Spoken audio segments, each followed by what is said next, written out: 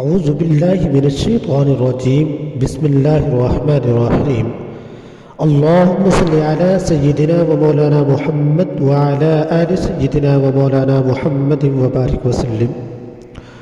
بہت سارے احباب، دوست اور میرے بھائی اور بہنیں یہ سوال کرتے ہیں کہ آیا کہ حالت جنابت کے اندر اور ناپاکی کی حالت کے اندر بغیر غسل کے سونا، اس کا کیا حکم ہے؟ کیا انسان گناہ گار ہوگا یا گناہ سے بچ جائے گا؟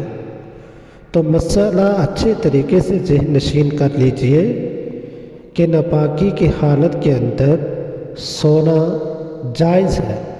ہاں، البتہ سب سے بہتر طریقہ یہ ہے کہ انسان کو اگر وقت ملے اور مشکل نہ ہو، ناممکن نہ ہو، کسی بیماری کا خطرہ نہ ہو، تو پھر کوشش کریں کہ فی الفور ہی غسل کر لیا جائے تاکہ ناپاکی کے اندر زیادہ دیر رہنے سے بچا جائے۔ اس لیے کہ موت کسی وقت بھی انسان کو اللہ رب العزت کی ذات کی طرف سے بحکم خداوندی آ سکتی ہے۔ اس لیے انسان کو سب سے پہلی کوشش یہ کرنی چاہیے کہ غسل کر کے ہی سوئے، لیکن اگر ناممکن ہو تو پھر اس وقت وضو کر کے سو جاتا ہے تو اسے گناہ نہیں ملے گا، گناہ سے بچ جائے گا انسان۔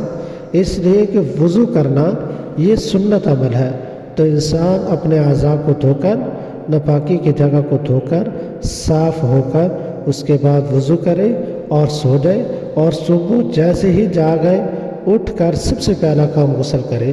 تو دعا ہے اللہ تبارک و تعالی ہم سب کو مسائل کے سمجھنے کی توفیق عطا فرمائے اور اس پر عمل کی توفیق عطا فرمائے۔